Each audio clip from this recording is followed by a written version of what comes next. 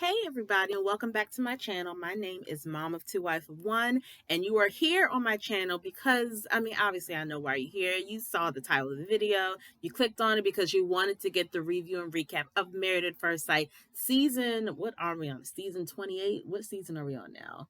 16, episode 3, which was called Music City Matrimony. The couples are in Nashville, Tennessee. They stretched this out, but we finally have the last two couples that are married. Let me say this before I get into the review and recap.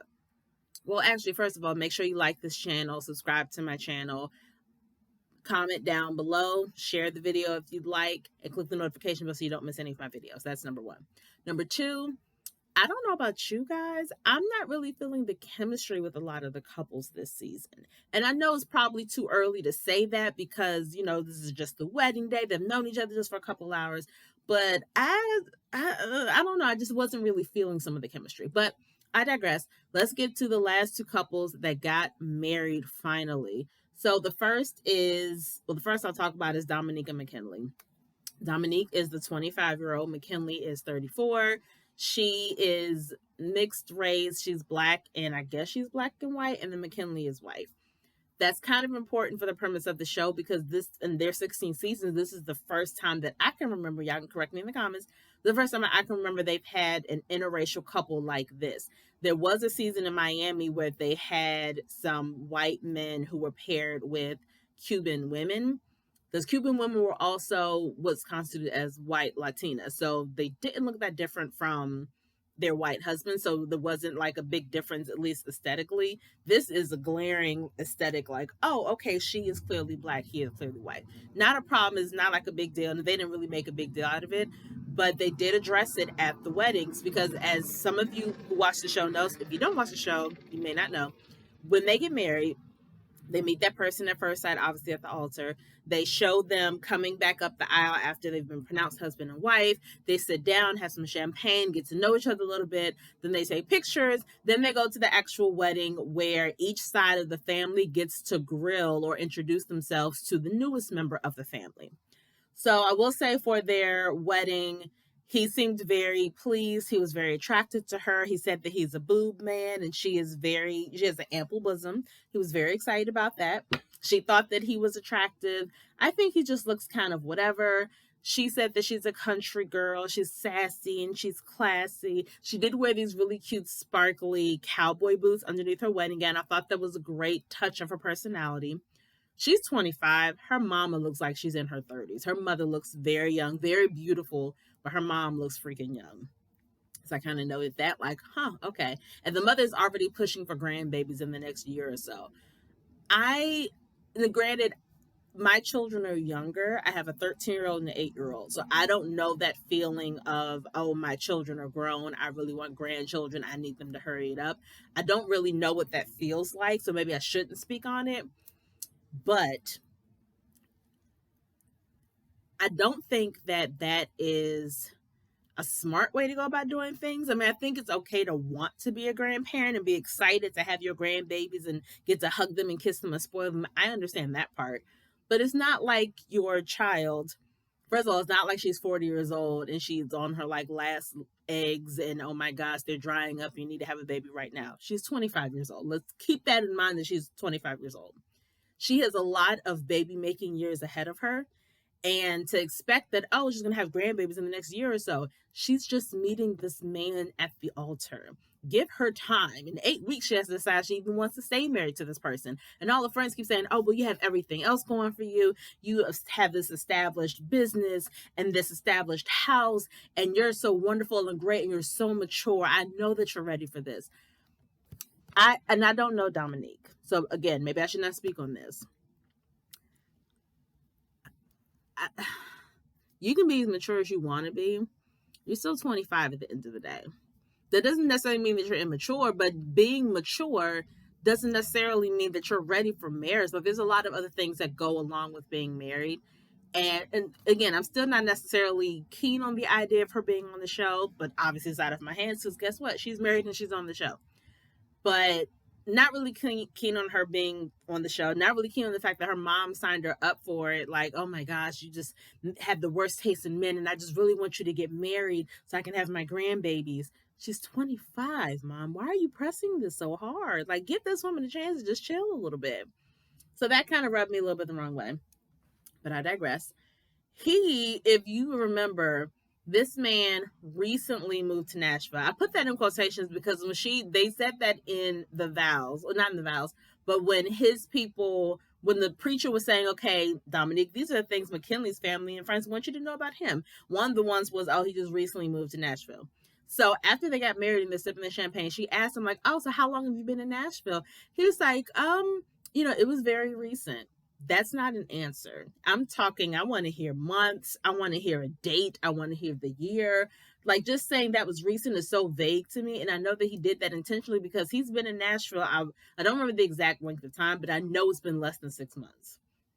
And in less than 6 months, I don't even know what he does for a living, assuming you have a job, but you are living with your friend's parents. So in my mind, that means you are homeless. You are homeless, but your priority coming to Nashville was to get a wife. I feel like that's backwards. Your priority should have been, let me have my job, get established, save my money, move to my own place, whether it's a house, apartment, or whatever, still have your own place, live on your own for a little bit, establish your routine, establish your connections, your support system, all that stuff, and then try to find a wife. Not get a wife now. Like, what are you going to do after these 8 weeks are up? Or not even just after 8 weeks are up. When y'all on the honeymoon and y'all talking about where do you live, because that question comes up normally on the honeymoon, because you have to go back when you come off of the honeymoon, they visit each other's homes to see how the other person lives, and this all the stuff on to bring to our new apartment, all that stuff. She's going to go to somebody else's house that's not his. Like, basically the room that he stays in that he doesn't even rent because he probably doesn't pay rent. I don't understand. Why were you chosen for this show? Why did you choose this man? I feel like he could be the best person ever. He could be really nice, and that's fine. He seems like a nice guy on paper, whatever. The fact is that you don't have enough stability in your life right now, at least from, if I'm the expert, I'm looking at, okay, you moved to Nashville less than 6 months ago. That means you have not really established yourself here just yet. You have your friends, family that you're staying with, so you know somebody here, but you haven't really established yourself. You don't have property here, or even property that you're renting here. You don't have, again, a full support system. You don't have connections in the community. Like, you don't have that stuff. So why are we going to pair you with somebody who's lived in this area all of her life and who has those roots? And I don't think it's a matter of, oh, he's looking for roots and she has roots, let's put them together. I hope that's not what they were thinking. He shouldn't have been picked for the show, personally. It makes no sense to me. And I was talking on my group chat and I was like, this man's just homeless. Like, why are you going to put a homeless man on the show? And they were laughing at me like, oh, he's not homeless. He has a roof over his head. It ain't his roof, which means he is homeless. I don't understand. It bothers me. And then he didn't specify exactly what he wanted from a woman in terms of aesthetics. He didn't specify what he wanted her to look like, and he was open to all races. But I just want to know, I would love to know, when he came through those doors and he's walking down the aisle and he's going to the minister and waiting for Dominique to come down the aisle, who obviously he didn't know was Dominique at the time. I'm so curious to know what was going through his mind when he looked over at the bride's side and saw all those Black women. Did it like dawn on him immediately that his wife was going to be Black? Was he confused? Was he excited about that concept? I'm so curious. And obviously we don't know yet if he's even dated Black women before. I know that's going to come up in conversation because it's so blatant that they're an interracial couple. One thing I hope does not happen is that race does not become the source of, not contention, but that it doesn't become a topic of conversation every single episode. That's what I hope doesn't happen. I think again, I've never been in a racial relationship ever, so maybe I should not speak on this. But in my mind, when you're in an interracial relationship, yes, the subject of race can come up sometimes because it's not like you guys are like, oh, well, I don't see color. Okay, obviously you see color. Obviously you see that I'm Black, and obviously you see that you're not. That's fine. We're still in love. It's not like it's a deterrent. That's whatever.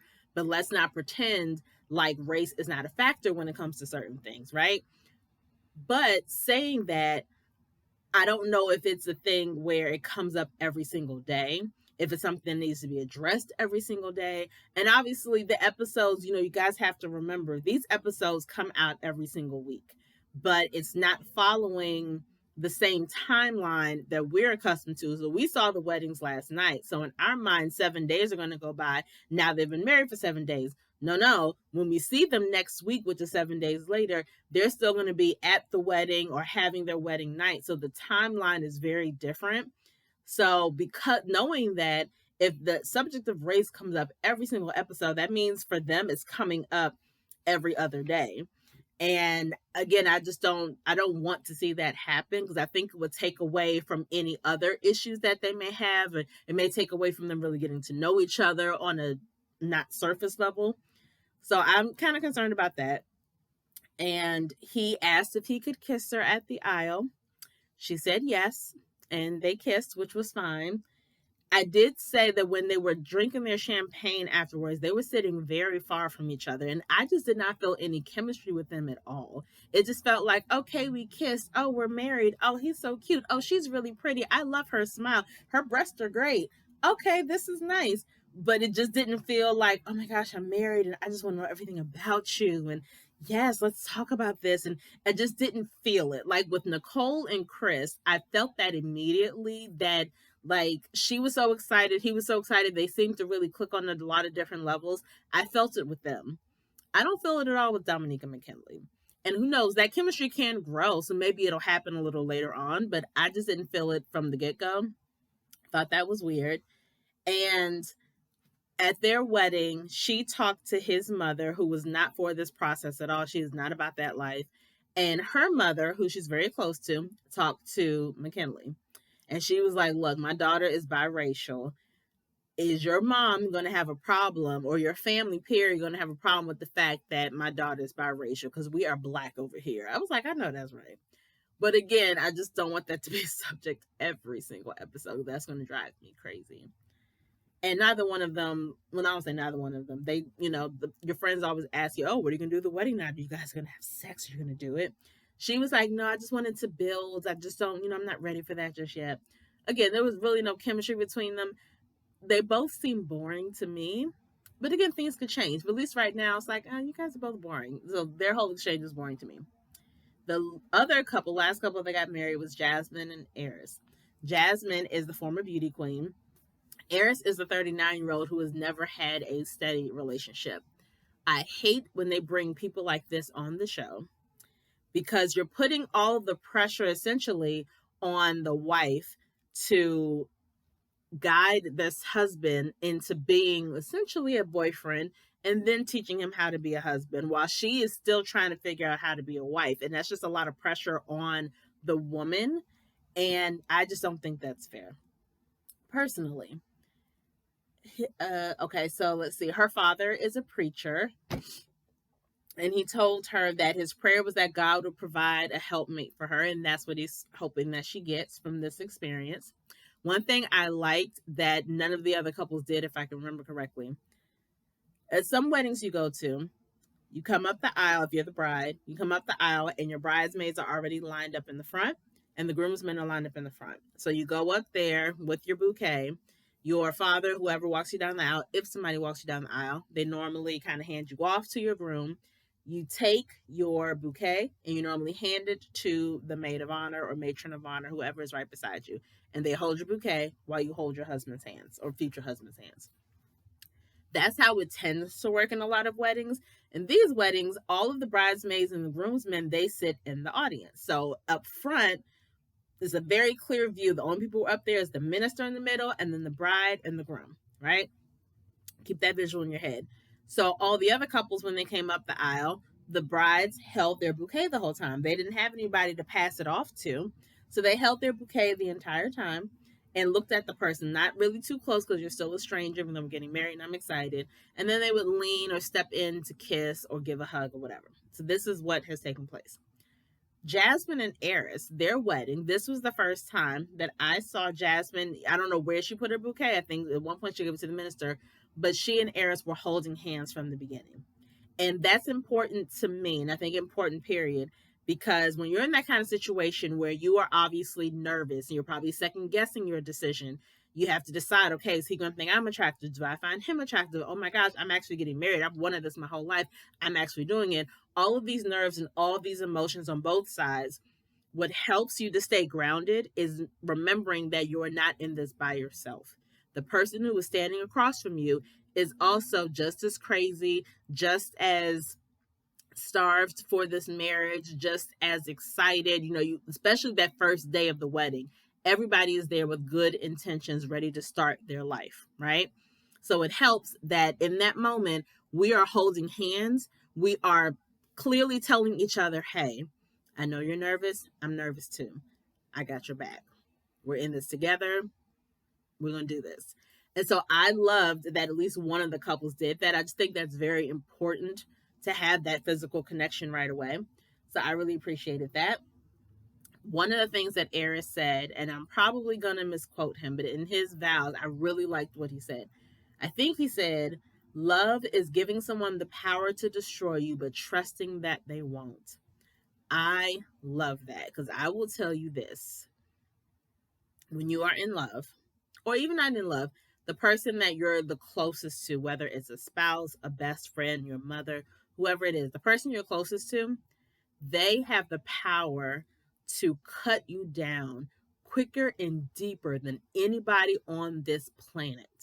But if that love is true and that love is real, they will never, ever abuse that power.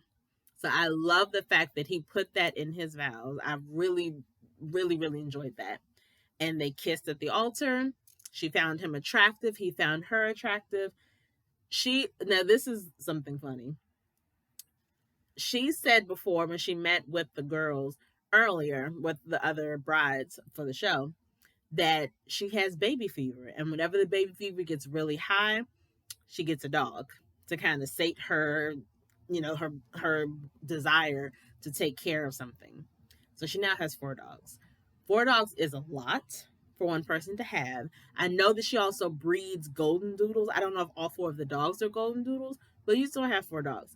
And he was funny because he was like, man, I didn't know I was getting a wife and a family in the same day. Like, that's a lot. And he's not lying. Like, I know, we don't have a dog as a family, but I did have a dog growing up. And having a dog is like having a child. Like, that is responsibility. And when you're marrying a person who already has 4 dogs, it is like marrying somebody who has 4 children. Because obviously, now that you're there, she's going to expect, like, oh, now my dogs have a daddy. Which I hate that too. The dogs do not have a daddy. The dogs have another owner, not a daddy. But I digress. Either way, she's going to expect him, obviously, to help with cleaning and taking them to the vet and picking up after them. All of that's going to go along with being married to a woman with dogs. And I'm sure he's like, I was not expecting that. And hopefully he ain't know, he's not allergic to dogs. It doesn't like dogs. But that's 4 is still a lot. Like, a lot. And in addition to the 4 dogs she has, she's breeding 9 puppies. And I put that he's bothered, and I do not blame him. He said, I don't want to have a whole shelter at the crib. She laughed. He was not joking. His face was dead serious. Like, I'm not trying to come home to an animal shelter every single day.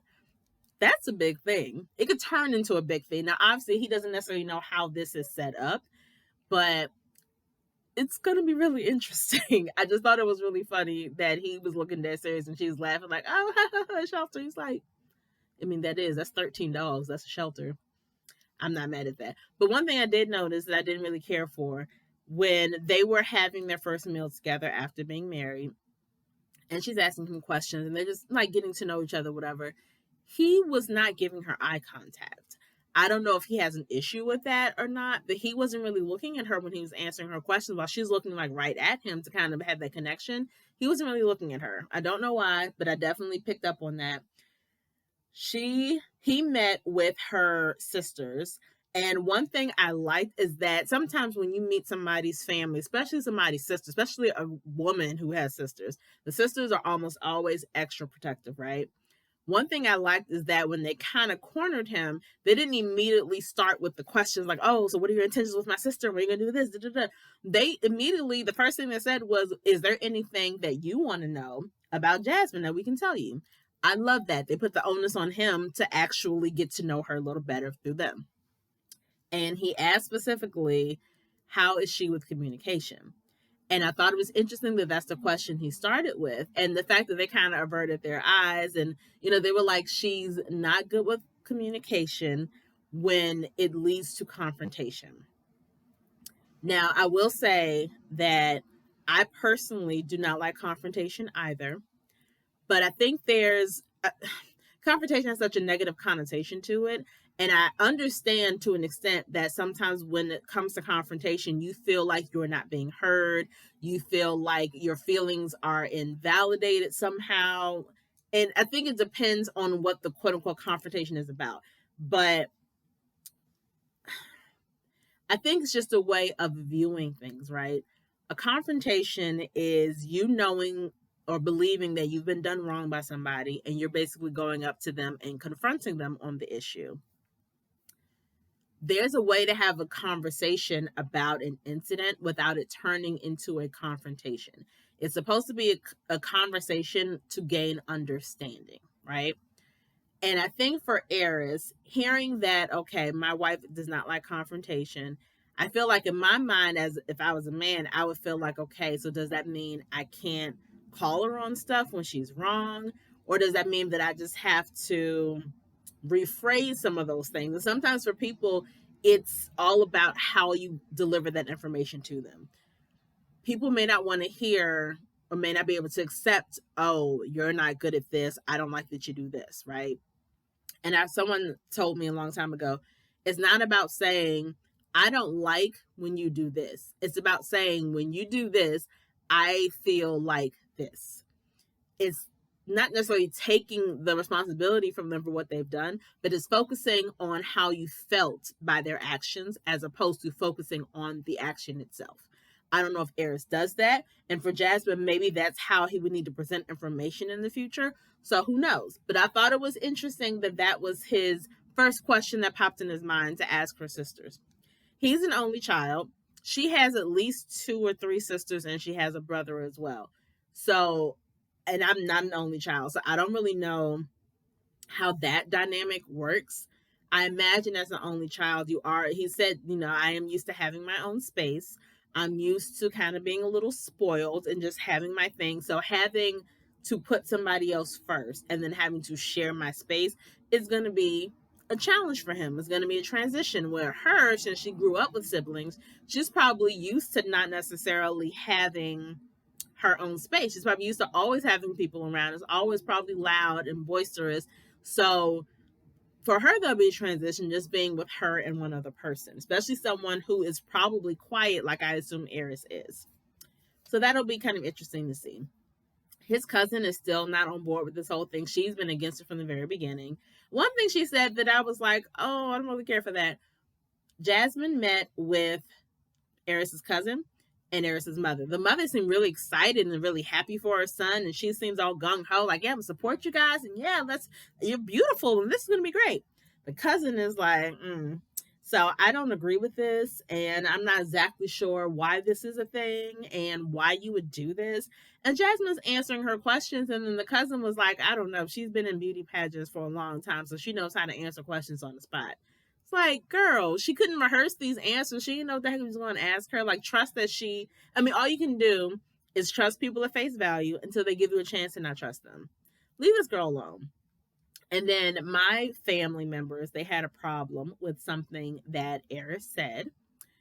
Because again, after talking to your new spouse's family and friends, you come back to talk to your boys or talk to your girls. And the conversation is about, okay, the wedding's winding down. It's about to be the wedding night. You're going to be in a hotel room with this person that you find attractive or that you find beautiful or whatever. Or this person that's now your wife or your husband. What's going to happen on wedding night? Like, what do you think is going to happen? What do you want to happen? Jasmine was like, I'm cool with having sex on the honeymoon. Like, maybe not tonight, but I'm definitely down to have sex on the honeymoon. I think my husband is very cute. His thing, and I didn't have a problem with that because I'm like, he's a man. Like, what?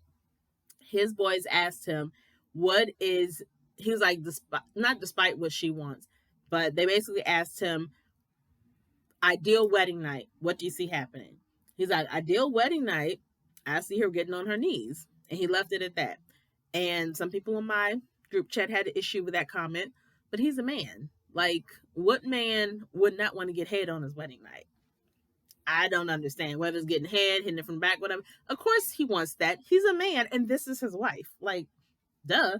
So I didn't have an issue with that. Nothing really happened with Gina and Clint.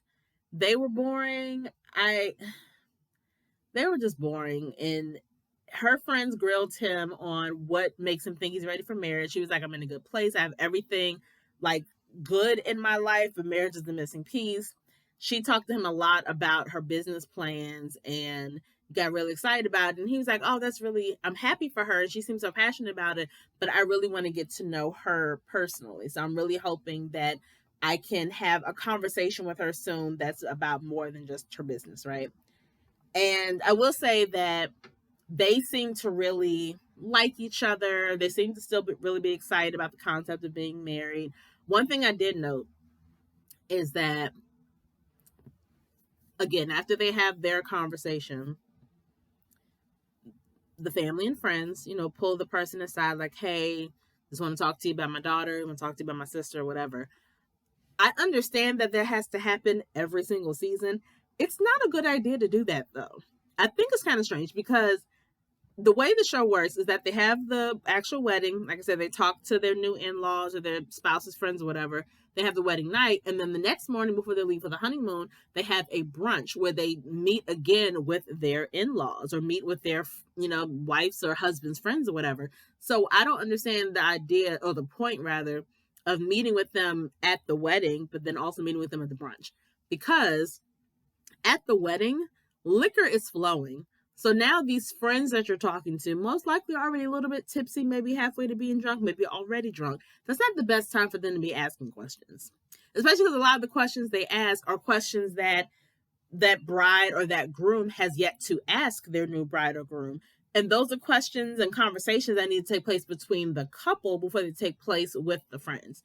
So I did put that out there. I just don't think that's a good idea to do it then. Wait until the brunch when everybody's sober and then talk about the important things, right? So that's that. Nicole and Chris, I think they look very good together. They're both very much talkers. They seem to be the ones who are a lot more affectionate within a couple hours. Like they're touching each other, constantly holding hands, constantly kissing. And I like that already they're very comfortable with each other on a physical standpoint. I really like that. She already said that she can tell that he seems to be too nice. And that is his moniker, that he's Mr. Nice Guy. She said he seems to be too nice, but she's worried about that because she doesn't ever want him to be in a position where he puts her first so much that he neglects his own needs and doesn't allow her to have an idea of how she can best serve him and how she can best be there for him, because she wants it to be reciprocal. She wants to make sure she's there for him, wants to make sure that he feels appreciated. And I like that her mind is already thinking that way. Like, oh, I could definitely see myself falling for him. He's such a good guy. He's so sweet. I really like him. But I need him to understand that, okay, just as much as you want to take care of me, I also want to take care of you. So let me be able to take care of you in turn, which I think it's great. That's a very selfless way to think. I think that's great. But the other thing is, she was telling her friends that she's already nervous because it feels so good. It just feels too natural. It's been 3 hours. It's going to feel extra good for 3 hours because in 3 hours, all you've done is kiss this cute guy. You got to wear this pretty dress. You got to dance to some music, and you got to eat some food. Of course, it's going to be good. You basically just had a party for 3 hours. That's it. And I put in my notes that unfortunately, I know a lot of people who do this, they self-sabotage because things are too good. Not necessarily too good to be true, but it's just like, oh my gosh, things are just feeling so great. And, what if it doesn't last? Like, the good times, I won't say the good times don't last. Nothing is 100% good 100% of the time, right? There's a scene from Sex and the City where Charlotte, who was pregnant with her first child, they asked her, are you happy in your relationship? Or how often are you happy in a relationship? And she's like, every day. They're like, every day? She's like, yeah, maybe not all day, every day, but every day I'm happy that I'm in my relationship. And I think that was just a very real thing to say because, yes, you go through your ups and downs. You have your arguments. You have your disagreements. You have your anything. We all have different personalities. So meshing these two personalities together, obviously you're going to bump heads at some point because that's life. But to think or to act like you're already on pins and needles because, oh my gosh, when is this going to like go downhill? Like, girl, you're at your wedding. Enjoy the wedding for what it is. Enjoy the start of your new adventure for what it is. And again, I know a lot of women that do that everything is so great that they talk themselves out of the relationship because they just assume that something bad is going to happen. It's like, even if something bad happens or something unpleasant happens, that doesn't mean it's the end of the relationship. Like, y'all got to stop thinking that way. So that's pretty much it. They were the only couple where we saw them going to their hotel room. He carried her over the threshold. I love that he's already calling her babe. I thought that was really cute, very sweet. And they were kissing a lot in the room. He helped her, take her dress off. And one thing I always like to critique is what the women wear to bed on their wedding night. That's always very important to me for some reason. She wore a very cute two-piece, like leopard short set. It wasn't overly sexy, but it showed a lot of thighs, showed a lot of arms. So it was still showing skin. And so it wasn't like purposely sexy, but it was cute sexy. So I appreciated that. I approved of what she wore to bed.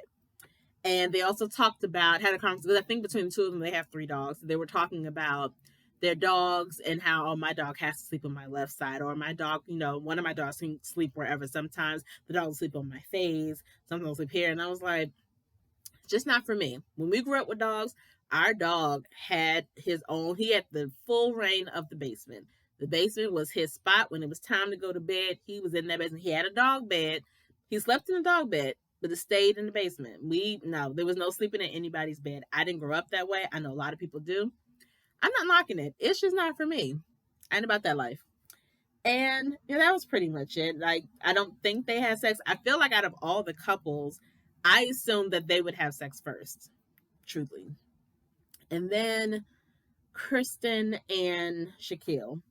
One thing she said, his personality is definitely outweighing his exterior looks. Shaquille is not unattractive, but I can say that because I'm me. She may not feel that way. She still focuses on the fact that he has a bald head, but I think that she is seeing him as more attractive. I think she's definitely seeing more. And I love that they were just laughing together. They did a lot of laughing together, a lot of dancing together. They both can dance. I noticed that too. But they're both just really enjoying themselves. And she said that she was like, I'm so impressed with how we're aligning on everything. And I love that because her specifically, she needed that. She was focused so much on the bald head, focused so much on the fact that he's younger by a year, that she needed to know right away why she was paired with this person. So I'm glad that she's already feeling him and she's admiring him, basically. So I really appreciate that. I thought that was very key. And she still is upset that he didn't ask to kiss her, because that's just what I wanted. I just thought that'd be nice.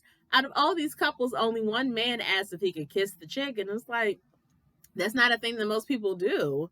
So I thought that was kind of weird. And even when people were clinking the glasses, which I think is a dumb thing, that I don't think that even happens at weddings anymore. I think that just happens on the show. But when you're at a wedding and everyone starts clinking their glasses with their fork, that's a symbol to the bride and groom to kiss, right? So even when they were doing that at her wedding, at her reception, she didn't even let him kiss her on the cheek with the clean glasses. They just ignored it. I was like, it ain't that big of a deal, girl. Like, I'm gonna need you to get over it. But one thing I will say that was really cute. When he took off her garter belt, he did like a little, not strip tease, but he was kind of grinding and he like got the garter belt off with his teeth and he was just moving and she's just laughing and smiling. And I like that we got to see that side, because I don't think he's overly serious. I think that he is very intentional with his words, but he didn't seem overly serious. But I love to have that lighthearted moment, and I love that she was smiling and just eating it all up. I really enjoyed that part of the wedding. And I love that the groomsmen, because again, these are men, so I'm not surprised anything they say, but one of the groomsmen was talking to Shaquille and he was like, I don't mean no harm, but you're going to hit it tonight or what? I love it because it's just what groomsmen do. That's what your boy's going to ask you. Wedding or not, whether you got tuxedo or not, I'm still your boy. I just want to know you trying to, hit that thing tonight or what? What's up? But I also like just in that conversation that the groomsmen, and I said this before he got married, I really enjoy or appreciate the support group he was surrounding himself with. Those men really care about him. They provided a safe space for him to be vulnerable. And even at the wedding, they were asking him the tough questions and giving him really good advice. And I really appreciated that because he was saying that, I want to be her friend. Like at the end of the day, yes, I'm her husband, but I want to be her friend. We got to build that friendship because I want to be there for her and blah, blah, blah. And it's like, okay, that's all well and good. And that's not a bad way to think about it. But his boys told him, hey, you can be her friend, but remember, she wasn't looking for a friend. She was looking for a husband. Don't be so focused on being her friend that you find yourself friend zoned. You can still be somebody's friend and, be intimate with them and still show them that you want them on a physical level and show them that you still want to be this life partner for them. So I really like that. And I did promise you guys that when we had all 5 weddings, I would give my predictions on who I think is going to stay together and who I think is not going to stay together. I'm doing my best this time around to avoid spoilers. I've seen spoilers. I've seen people post spoilers, but I'm like, nope, I'm not going to look. Because if you guys don't know, we're in January of 2023. These weddings, I believe, happen in July, which means they've already had their 8 weeks, which means they've already made the decision, but, they can't publicly say anything because the show is just starting. But I will say, I'll start with Kirsten and Shaquille. I think that they have the makings of being a good couple. So I think from him, he's going to have to call her on her stuff, kind of bring her back down a little bit, because I think she has the potential to be a little high maintenance, a little judgmental. I think he's going to have to lovingly bring her down a couple pegs, and she is going to have to allow him to do that and be willing to compromise and negotiate and not be so high strung. I'm going to say that they can make it if they do those things.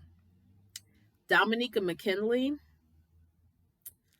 they're just boring. I'm going to say that they will not make it, not because Dominique is immature. I think that she'll bring the maturity that she needs to have in the marriage, but I think one or two things could happen. Her mom's involvement or over involvement could become a problem, and Mackinley not having that stability that Dominique says that she's looking for will be a problem as well. That's my assumption. So I'm going to say they're not going to make it. For Nicole and Chris, I see no reason for them not to make it. So I'm going to say yes, that they're going to make it. I'm going to say Nicole and Chris are going to stay together. Jasmine and Eris, the biggest concern is that he has never had a long-term relationship, which means there are going to be things that Jasmine has to teach them that she's going to believe a 39-year-old should already know. So I think it depends on how patient she's willing to be when it comes to him figuring stuff out. So I'm going to say for Jasmine and Eris that they will stay together. I think that he's going to learn a lot from her. He's going to need to learn a lot from her. And I think he's open to learning. But it's just a matter of she's going to be patient enough to want to teach him. But I'm going to say they're going to stay together. Gina and Clint. Now, I told you guys maybe a week or so ago, there was something about Clint that I was like, I don't know. I don't think he's necessarily a bad person, but there was definitely something about him that I just was not feeling. And in some of the previews that I've seen, it kind of feels like I'm justified in thinking he's not really the best person. But I feel like we don't know a lot about them. We didn't see a lot of them last night at all, so we still didn't really get a good glimpse of how they are as a couple or any of that. But I'm going to say that Gina and Clint will not stay together. That's my prediction. So my prediction right now, Gina and Clint, no on decision day. Jasmine and Eris, yes. Nicole and Chris, yes. Dominique and Mackinley, no. And Kirsten and Shaquille, yes. That's my prediction. Let me know in the comments what you predict. I feel like we haven't seen a lot of the couples necessarily because, it's so many of the couples and we're going back and forth with the marriages and the first dance and all that stuff. But let me know in the comments below who you think is going to stay married, who you think is not going to stay married. Let me know what you thought about any of the wedding dresses, any of the comments from the family and friends, anything. Like, let's just comment. Let's just talk about the show. But I hope you guys have an amazing, wonderful day. I will see you guys next week. Peace.